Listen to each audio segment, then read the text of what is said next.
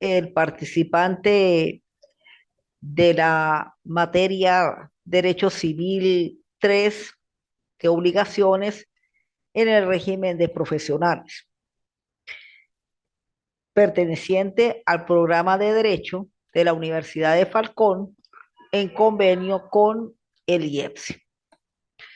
Bien, en el día de hoy, pues vamos a dar la unidad número 4 y con esto terminar el programa de Derecho Civil 3 de obligaciones para eh, el nivel de profesionales.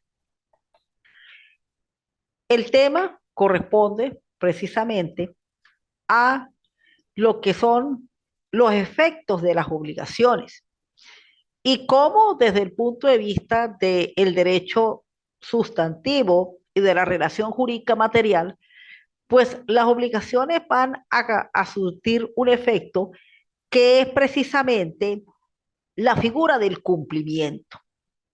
Porque desde el momento en la cual se establece la relación obligatoria, pues esa prestación, más que todo de dar, pues tiene que cumplirse, porque si dentro de la relación material nace la figura del préstamo, pues ese préstamo, para que sea verdaderamente efectivo y en realidad satisfaga el beneficio de las partes, pues así como una presta, la otra tiene que cumplir con ese préstamo.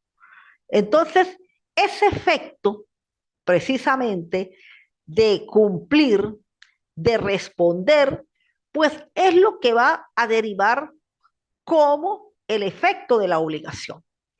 De allí es que precisamente tenemos como concepto en la cual toda institución jurídica las obligaciones tienen entre sus principales efectos y a la vez consecuencias, como se explicó en el primer tema, se produce en que si su no realización o su realización por un lado, el caso de cumplirse, se satisface con el derecho de crédito, pero si no se cumple, pues la consecuencia inmediata es responderle al deudor con su patrimonio.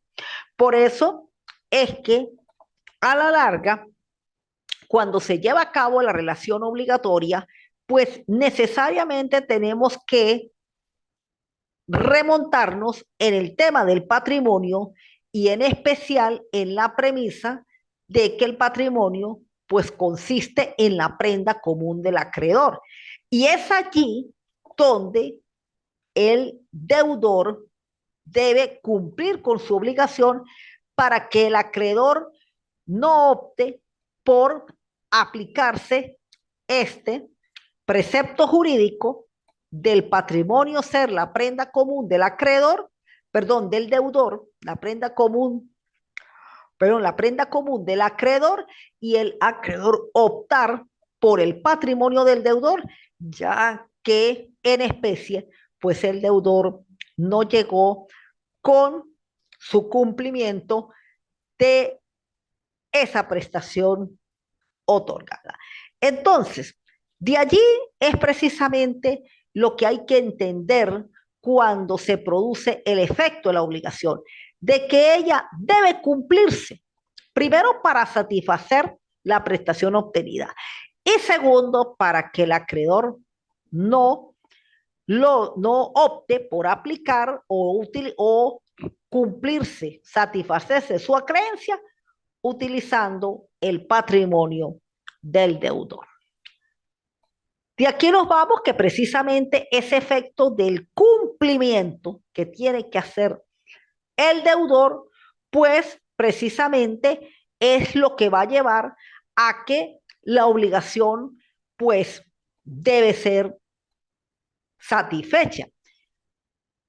Por eso es que el cumplimiento se entiende la ejecución o ese deber jurídico que tiene el deudor contra el acreedor o con el acreedor, no es contra, sino con el acreedor. Y eso tiene que ser un mandato, eso no puede ser algo optativo, algo facultativo, porque si no conllevaría a que verdaderamente el efecto del cumplimiento no se satisfaga en su totalidad.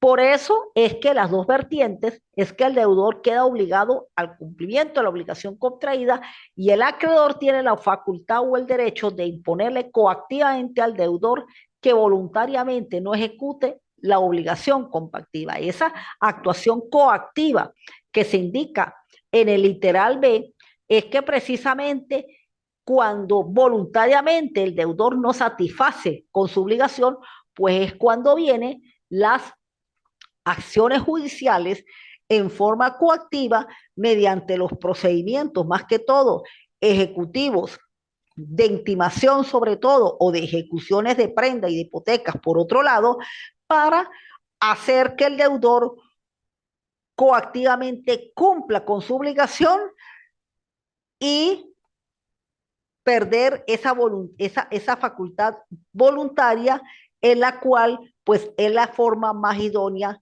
de llevar a cabo el cumplimiento de la obligación. Bien, el Código Civil, pues naturalmente, partiendo de la norma del 1264, es donde precisamente nace todo esto de los efectos de las obligaciones. Y es acá donde vamos a encontrar los dos tipos de cumplimientos que dentro de las obligaciones se presentan. Primero, el cumplimiento en especie y luego el cumplimiento por equivalente. La norma. Las obligaciones deben cumplirse tal exactamente como han sido contraídas. El deudor es responsable de los daños y perjuicios en caso de contravención. ¿Y esto qué significa lo que establece la norma del 1264? Bueno, pues sencillamente la manera como se debe cumplir las obligaciones.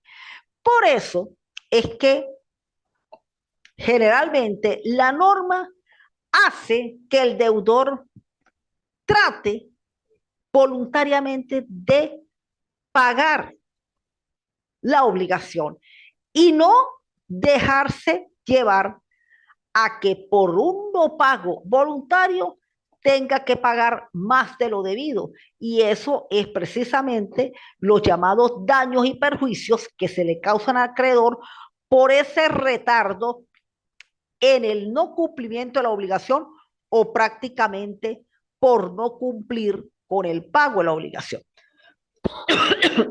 Disculpe. Entonces, por eso la norma del 1264 nos lleva a esas dos formas de cumplimiento. La primera en especie, que es prácticamente la forma de cumplimiento voluntario, donde precisamente la misma norma nos lo dice. La obligación debe cumplirse tal cual como ha sido contraída. Si mi compromiso es pagar mensualmente tanta cantidad de bolívares o ahora en divisas como se está manejando las relaciones contractuales en los actuales momentos y lo hago tal cual como se contrajo, pues usted está cumpliendo de la manera más natural y más normal. Pero si además de no pagarla en la fecha indicada, hay una demora en el pago o sencillamente no paga, pues ahí es donde viene, además del pago de la obligación, los daños y perjuicios que se causan por ese retardo o por ese no cumplimiento de la obligación. Entonces, aquí entraríamos en el cumplimiento por el equivalente. ¿Ve? Porque naturalmente, pues dentro de la figura de la relación obligatoria, pues lo importante es sencillamente no causar disminución del patrimonio, sobre todo en la persona del acreedor, y tampoco servir el patrimonio del deudor para la satisfacción de la creencia del acreedor. Entonces, por eso es que el cumplimiento debe ser la premisa dentro del efecto de las obligaciones. Bien, vamos con cuando se produce el incumplimiento. La inejecución de la obligación, trátese de una inejecución total o parcial, permanente o temporal, débase a hechos imputables al deudor o a causa extraña no imputable al mismo. De esta definición se explican los caracteres del incumplimiento y estos pueden entenderse así. Que el deudor viola su deber jurídico de ejecutar la obligación. Bueno, aquí precisamente cuando el deudor es el que viola su deber, pues es cuando tiene que reponer con los daños y perjuicios e incluso hasta coactivamente obligarlo a cumplir con la obligación. Y ahí es cuando se actúa contra su patrimonio. O la violación del derecho del acreedor a que el deudor le cumpla su obligación tal cual como ha sido contraída. De aquí es que nos vamos a que dentro de su forma general, el incumplimiento puede ser total o parcial, puede ser permanente o definitivo, o según su origen, puede ser voluntario o involuntario.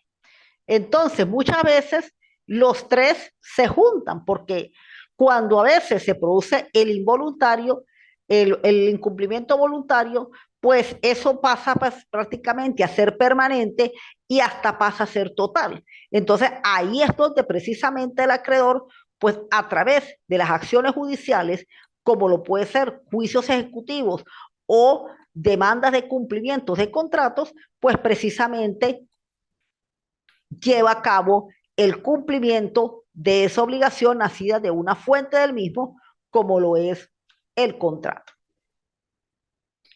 Ok, entonces, precisamente, tanto la norma del cumplimiento como cuando se produce el incumplimiento, pues además del 1264, pues tenemos la norma del 1271, que es más que todo la que le da la razón fundamental por el cual el deudor incumple la obligación y por el cual el acreedor tiene que actuar judicialmente por medio de las demandas de cumplimiento de contrato o hasta de resolución de contrato.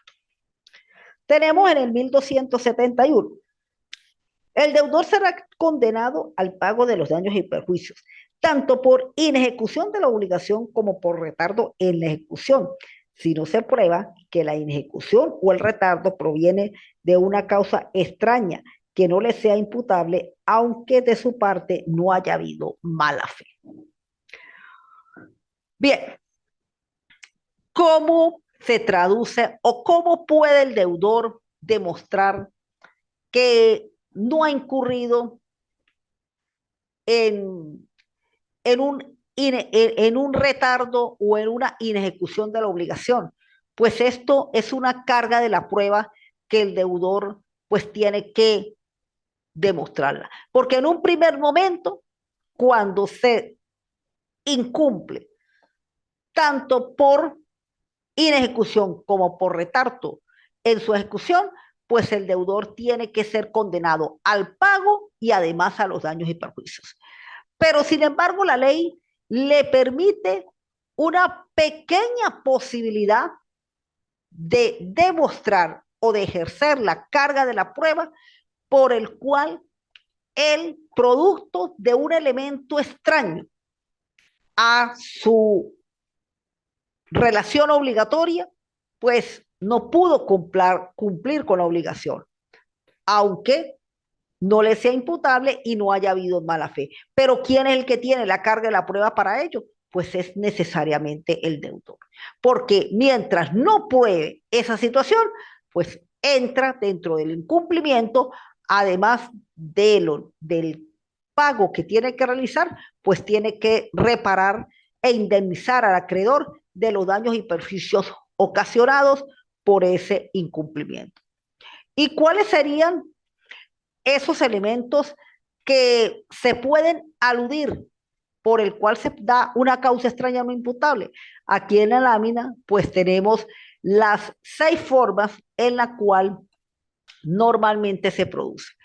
El caso fortuito, el hecho de un tercero, el hecho del príncipe, el hecho del acreedor, pérdida de la cosa debida, culpa de la víctima. Mayormente 5 se producen más que todo por las relaciones particulares entre las personas y la tercera es más que todo por normas o actuaciones del Estado que precisamente hacen que producto de estas normativas dictadas muchas veces por estado de excepción o por estado de calamidad, pues impiden que el deudor cumpla con su obligación. Bueno, para nadie fue un secreto que este, a raíz del año 2020, con el surgimiento de la pandemia del COVID-19, pues el gobierno nacional tuvo que dictar unos decretos de estado de emergencia y una de esas maneras por el cual este,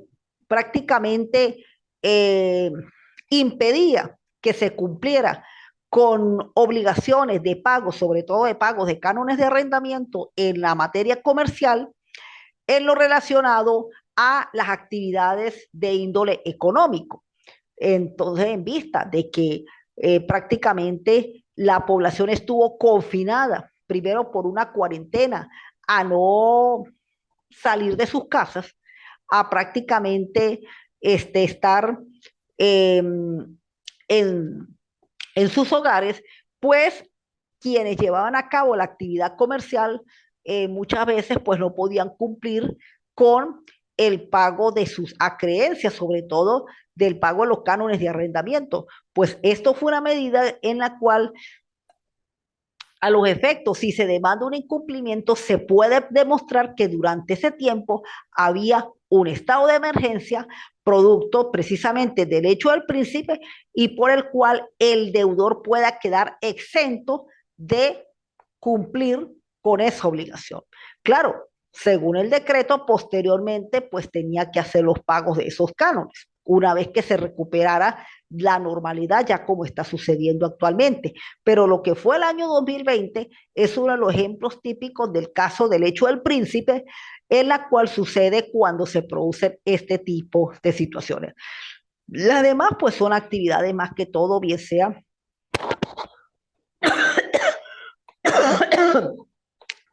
disculpe, okay, por el pequeño impasse, producto de situaciones de la naturaleza, producto también de actuaciones de personas, producto también del propio acreedor que impida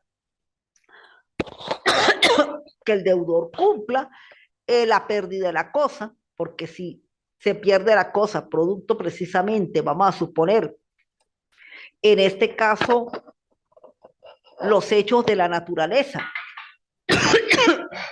que se están produciendo producto de vaguadas. Bueno, aquí, gracias a Dios, aquí en el estado Táchira, pues no han pasado grandes daños, pero sí lo que ha ocurrido en el litoral central y más que todo en el estado Aragua, pues puede configurarse una figura de que dado eh, las situaciones de la naturaleza, pues pueda alegarse el caso por sí, fuerza mayor y de esta manera quedar el deudor exento del pago de del incumplimiento de la obligación, sobre todo se produce más que todo un incumplimiento involuntario y por el cual pues no en ese momento no sea responsable de la reparación de los daños y perjuicios, que es lo que le, se le coloca al deudor cuando incumple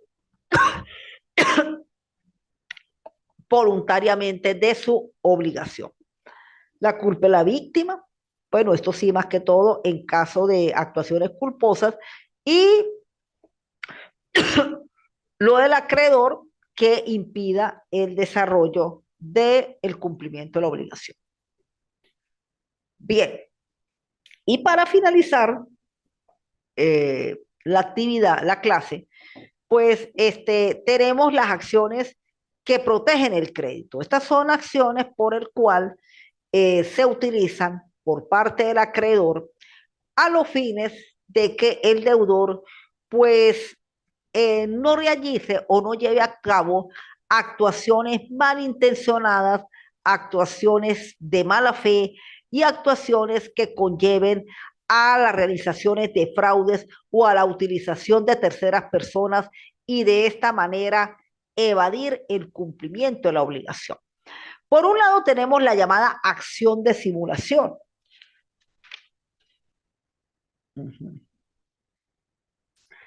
Tenemos la acción de simulación en la cual, como lo tenemos aquí en la lámina, esta acción de simulación supone la realización de dos actos o convicciones, uno ficticio, aparente o simulado, y otro real y verdadero, pero que es mantenido en secreto por las partes.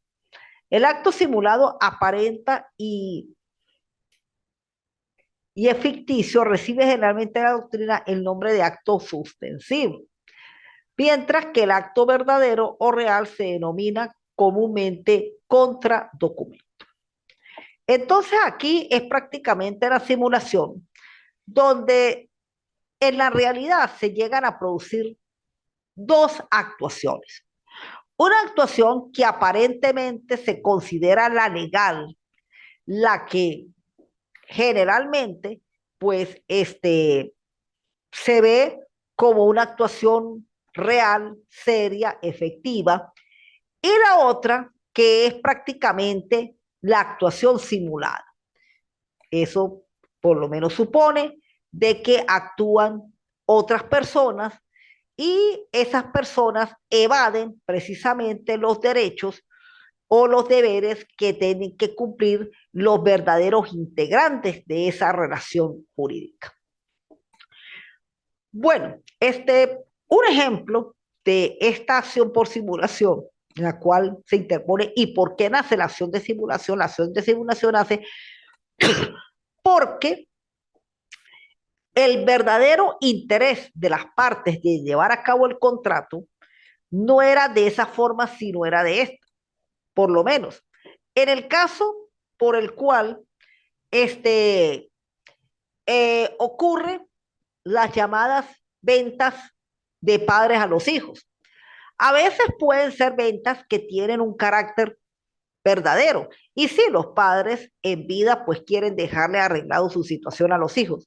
Pero muchas veces esas ventas se pueden convertir en ventas simuladas a los fines de evadir responsabilidades de uno de los padres con respecto a terceros acreedores y de esa manera, pues en realidad se siente que su crédito pueda ser evadido, porque recordemos que como el patrimonio es la prenda común de los acreedores, ese bien pertenecía a el padre y al traspasárselo a los hijos, pues sencillamente por medio de esa simulación, pues impide que el deudor pueda garantizarse con ese bien el cobro de su crédito. Por eso es que de esa manera, y si logra comprobar que esa fue lo que realmente ocurrió, pues sencillamente intentaría la acción de simulación a los fines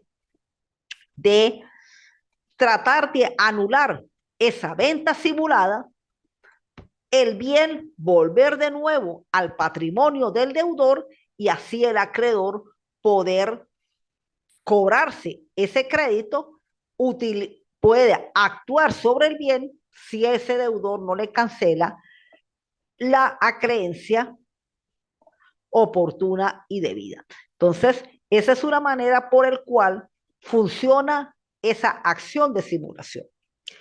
Está la acción pauliana en el 1270, en el 1279 del Código Civil. Los acreedores pueden atacar en su propio nombre los actos que el deudor haya ejecutado en fraude de sus derechos. Por medio de esta acción, el acreedor puede hacer revocar o deshacer actos fraudulentos celebrados por el deudor con terceros con el objeto de desprenderse de su patrimonio, disminuirlo en grado de que quede burlado el crédito de aquel. A esta acción se le conoce con el nombre de acción de revocación. Fundamento 1279 y el 1280. Dicha acción no puede intentarse por un acreedor cuya creencia sea posterior a la fecha del acto cuya revocación se demanda, a menos que se presente como causa viente de un acreedor anterior. ¿Ve? Aquí más o menos ya no es a través de una operación de venta. Puede ser que también se haga una operación de venta, pero aquí es de una manera más pública y notoria, en la cual lo que se busca es que ese deudor evada su cumplimiento hacia el acreedor. Entonces, esta es una manera en la cual, por medio de la acción pauliana, ese negocio realizado por el deudor se busca su nulidad para que ese patrimonio pueda ser recuperado y de esa manera el acreedor poder satisfacer su creencia contra el deudor.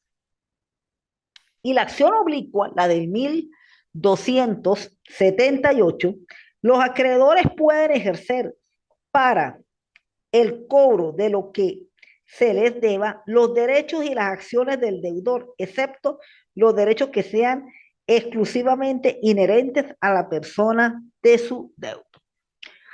Es decir, deshacer los actos fraudulentos. Ajá. Por medio de esta acción, el acreedor puede obtener el pago de lo que es debido, ejercer los derechos y acciones de su deudor, salvo que sean exclusivamente personales a ellos. Es decir, aquí prácticamente en acción oblicua, el acreedor eh, puede ejercer, es decir, los derechos y acciones cuando precisamente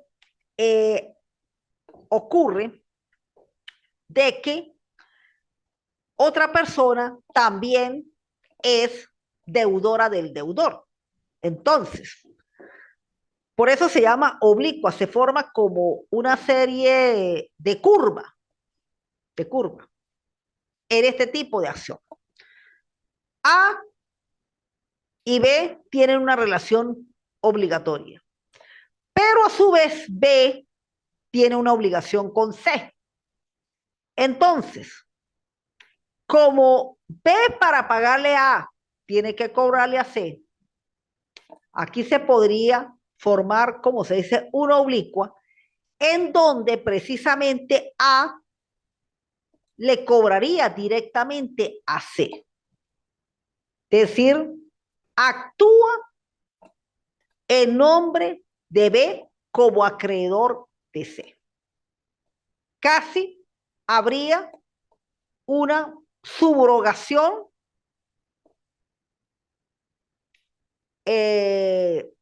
parcial en la creencia de B con C. O sea, que en vez de A cobrarle a B, le cobraría directamente a C. Así es como se produciría la acción oblicua. Ahora, hay que entender lo siguiente con respecto a estas tres acciones. Aparentemente se ven que son parecidas, no. Aquí no es que sean parecidas. Aquí sencillamente es que las tres acciones, pues precisamente llevan la realización de un acto normal, tanto la simulación como la pauliana. De repente la oblicua es la más sencilla porque precisamente se actúa es hacia ese segundo deudor que se formó, producto también de un préstamo de su deudor con otra persona. Pero en el caso tanto de la acción de simulación como de la acción pauliana, aquí sencillamente existe modos por el cual el deudor quiere evadir su obligación. ¿Ve? Por lo menos en el caso de la acción de simulación, es precisamente dos documentos que se hacen. Un documento por el cual se hace una venta aparentemente real y otro documento donde se establece la realidad de la operación. ¿Ve? Por lo menos, y eso fue resuelto por medio de determinadas sentencias del Tribunal Supremo de Justicia con respecto a las operaciones en divisas. Porque resulta que cuando en nuestro país comenzó el problema de la hiperinflación, donde prácticamente ya no se negociaban con bolívares, sino con dólares, de hecho, prácticamente en las operaciones se hacían dos documentos. Un documento legal y real, o sea, un documento legal, que a la hora de ver ese documento era el ficticio, donde se establecía la operación en bolívares. ¿Ve? Y luego un documento real, que mayormente era un documento privado, donde se establecía el verdadero monto de la operación. Claro, mientras se cumplía con la obligación, pues a lo mejor los dos documentos no tenían verdaderamente peligro en cuanto al desenvolvimiento del negocio. El problema se presentaba era cuando se producía un incumplimiento, porque si a la hora de ver dónde se actuaba, pues sencillamente había que utilizar el documento real y el documento legal. Y muchas veces ese documento legal no manifestaba el verdadero monto de la operación. Y por ahí era donde la obligación pues prácticamente no se cumplía tal cual como se producía. Ya con numerosas sentencias a partir del año 2019, 2020, donde prácticamente comenzó la divisa a tomar fuerza, a tomar valor, y donde hoy en día se permite que los negocios igualmente se hagan con la divisa permitida, que en este caso es el dólar, pues ahora los negocios se hacen más directamente y en realidad pues las personas pierden muy poco a la hora de llevar a cabo sus operaciones y más que todo cuando se van en el cumplimiento, pues perfectamente los documentos, pues como tienen el monto en divisas, usted perfectamente demanda por ese monto y ahí sí, pues obtiene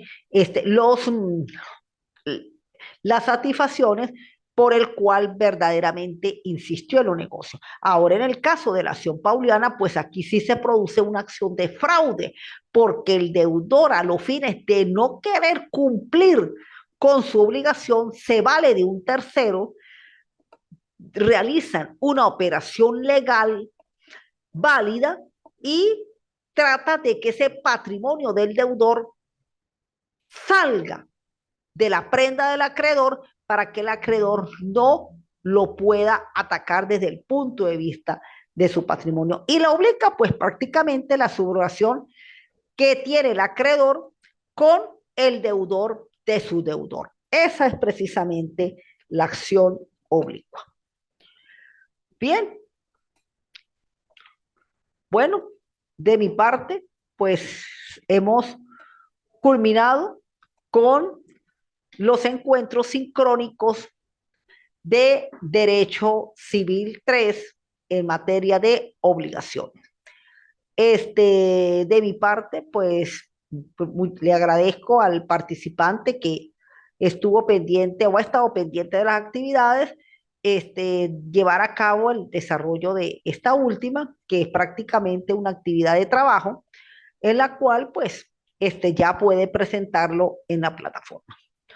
Bueno, muchas gracias por su atención prestada y seguiremos avanzando con la materia y nos veremos en otra oportunidad. Feliz tarde y hasta luego.